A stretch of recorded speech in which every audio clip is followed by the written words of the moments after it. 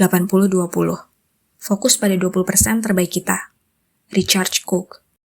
Apalah artinya hidup jika kita tidak memiliki waktu untuk menikmatinya? Apa rute 80-20 menuju 20% terbaik Anda? Bagian 1. Apa gagasan besarnya? Buku ini adalah tentang tindakan. Lebih sedikit tindakan. Prinsip 80-20 berasal dari observasi bahwa sekitar 80% hasil yang diperoleh diakibatkan oleh 20% atau sejumlah kecil penyebab. Seperti kata Warren Buffett, tidak perlu melakukan hal-hal luar biasa untuk mendapatkan hasil yang luar biasa. Alih-alih bekerja untuk hidup, kita hidup untuk bekerja.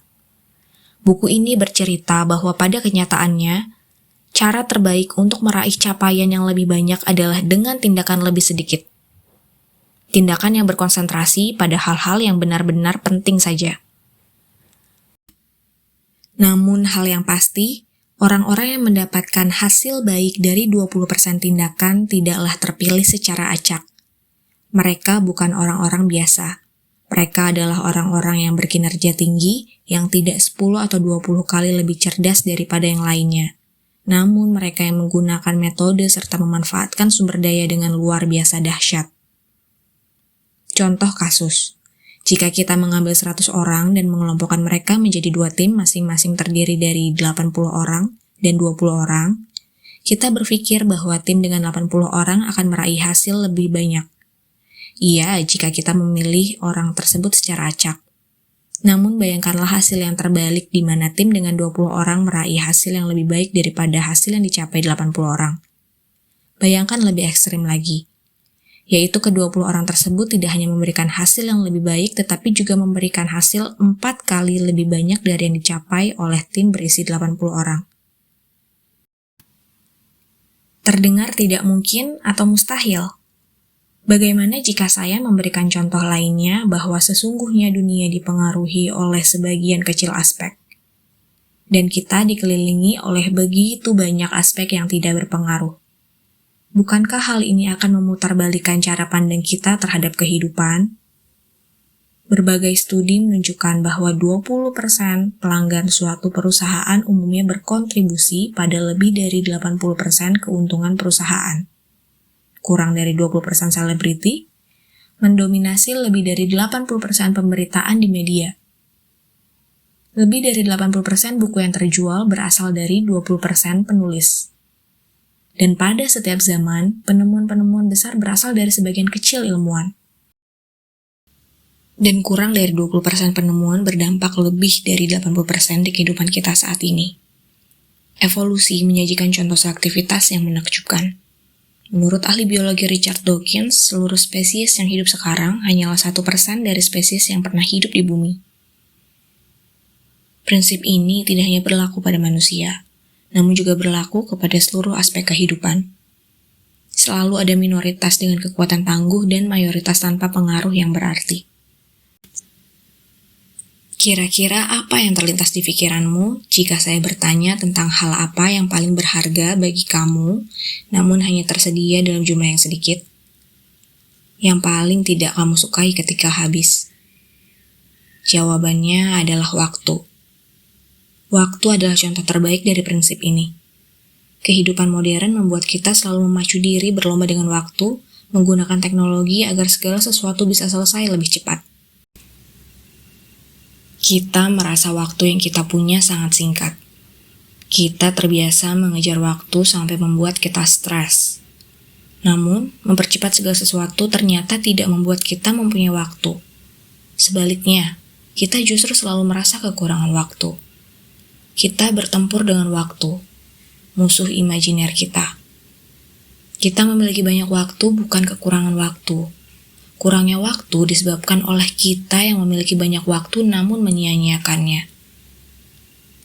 Coba pelankanlah langkah Anda, singkirkan rasa khawatir dan lakukanlah lebih sedikit hal. Berhentilah melakukan sesuatu yang sia-sia yang tidak membuat Anda bahagia. Nikmatilah hidup. Jangan berusaha mengelola waktu karena kita tidak kekurangan waktu. Kita mungkin kekurangan ide, kepercayaan diri, atau akal sehat, tetapi tidak kekurangan waktu. Hal yang sesungguhnya kurang adalah waktu-waktu di mana kita merasa bahagia, karena kita cenderung merasakan kebahagiaan hanya di 20% waktu kita. Bagian 2. Membuat penghidupan dan kehidupan. Siapakah kamu? Ingin menjadi apakah kamu? Misteri terbesar kehidupan adalah sifat manusia dan juga keunikannya. Setiap orang berkembang dengan cara yang berbeda dan tidak terduga. Memang benar bahwa kita bukanlah kertas polos, gen kita menentukan tampilan kita dan banyak hal lainnya. Seiring dengan pertumbuhan, orang tua dan orang-orang terdekat memberikan pengaruh tentang bagaimana kita bersikap, berpikir, dan juga memandang diri sendiri. Guru, teman, atasan, mentor, bahkan yang kita konsumsi di sosial media membentuk diri kita sekarang. Norma-norma dalam masyarakat juga berpengaruh besar terhadap kita.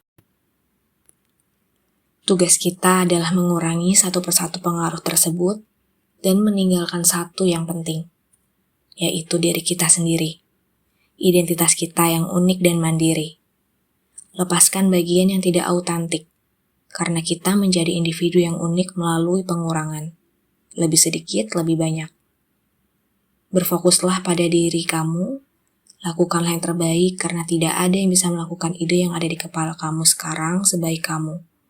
Bertindak dan terbukalah terhadap berbagai keberuntungan yang akan diberikan oleh alam semesta. Fokus mengurangi rasa ragu dan memacu kepercayaan diri serta kekuatan kamu. Sebagaimana yang ditulis oleh Shakespeare, keraguan kita adalah pengkhianat dan membuat kita kehilangan sesuatu yang baik yang mungkin kita dapatkan karena takut mencoba. Fokus dan individualitas membuat kita bahagia. Bagaimana kehidupan kamu saat ini?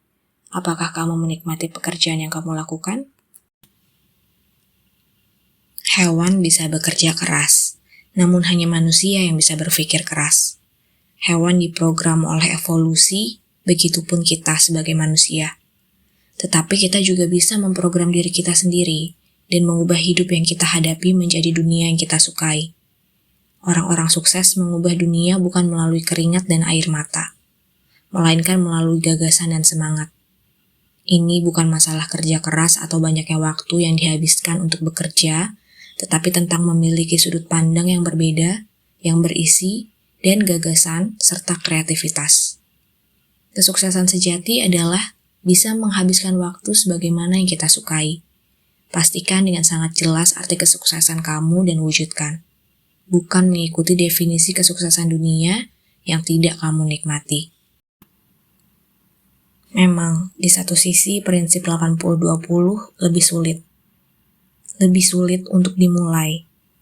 Karena segala asumsi dunia modern mendorong kita menuju konsep lebih banyak untuk mendapatkan lebih banyak.